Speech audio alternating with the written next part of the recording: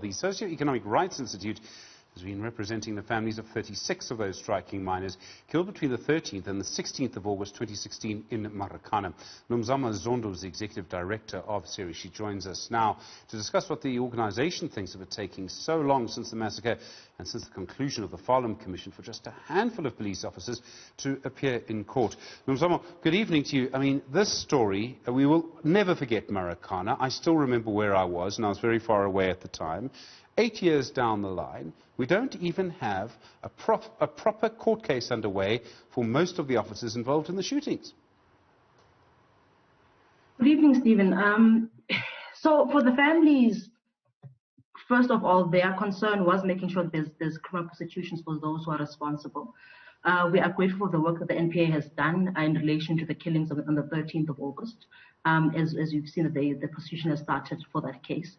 Of course, as you point out, everybody remembers the massacre, and there hasn't been any prosecution for those deaths or anything that happened on the 16th of August. And for the families, that's very, very disappointing.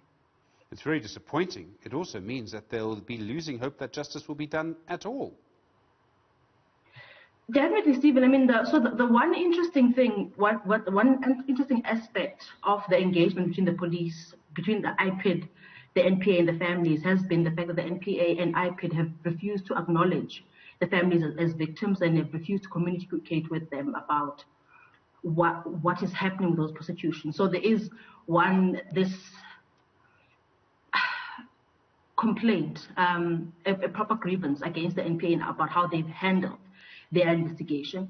But secondly, the families in law would have a right to bring private prosecutions against anyone that they felt was responsible for what happened to their loved ones. And the fact that it's now taken 8 years, that makes even that possibility very, very remote. I mean, in the days after Marikana, if I remember correctly, in fact, miners were charged before any police officers were charged. Then all the charges were withdrawn. We had the Farlam Commission. Do you think that someone somewhere has decided we're not going to prosecute police officers for this? Is there a strict conspiracy, or do you think there's just a lack of political will to get this done? I will not go as far as say there's a conspiracy, but there's definitely a lack of political will. In fact, when the new NPA took over, there was hope within the families, there was hope within SERI, and would see a different type of action from the NPA. But unfortunately, 2 years later, we still sit in the very same position. We sit in the same position. I mean, what happens next? Is there any other option to get justice? I suppose someone somewhere might say we can try a private prosecution, but that's a huge process. It is. And so one thing for the family is that we need the NPA to make a decision. And at the very least, have a magistrate conduct an inquest, or at most have prosecutions. Because for the families, they actually do want to know more about what happened on the 16th. Many of them sacrificed 2 years of their lives following the Marikana Commission of Inquiry, so they could have the granite details of what led to their loved ones' deaths. And for the families, it is, and our instructions are to follow through to make sure the NPA makes a decision, and then from that decision to either, as you say, see through a process of an inquest, or at worst, or at best, actually, be part of, at worst, follow through with the private prosecution. And of course, SERI was part of the commission, so we have a lot of the background from having participated in that commission of inquiry. And we are really sort of being held back by the NPA, because it would be much better if they simply said, we're not going to prosecute. Make your own plan. I mean, there's such an interesting parallel with the Zondo Commission and the arrests we've seen. We've had a commission, we've had the Farlam Commission. We haven't seen the arrests in this case so many years later.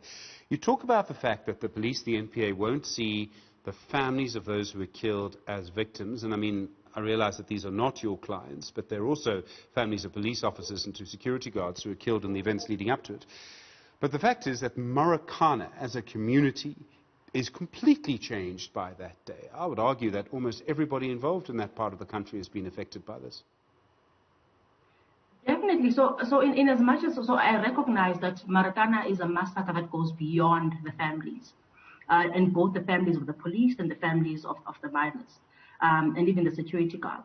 But the challenge is you have the primary victims. In fact, in our law, the only way the state has a right to prosecute is that you hand over your claim to prosecute that person. So the people who have a claim are the families of the deceased to say, we want to see whoever murdered my husband whoever killed my loved one held accountable. And what the process is, we entrust really in the normal course. What the state does is they keep you up to date.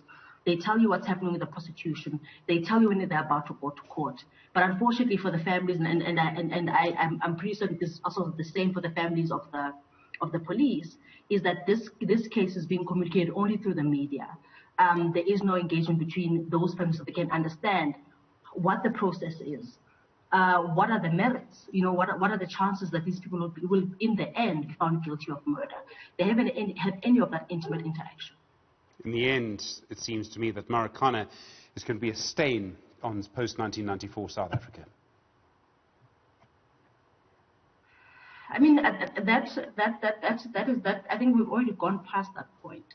The only thing that the families had hoped, having participated in the commission, having dealt with the very early days post-Marikana, with them being labeled as aggressors, that at this point they would have an NPA, which, as they've spoken in their media release, acknowledges that the build-up to the massacre was on the 13th, that 3 minors were killed. And because of that, they would have hoped that there would be justice. Unfortunately, we don't have that. Nomzamo Zondo, thanks very much indeed. Executive Director at the Socio-Economic Rights Institute.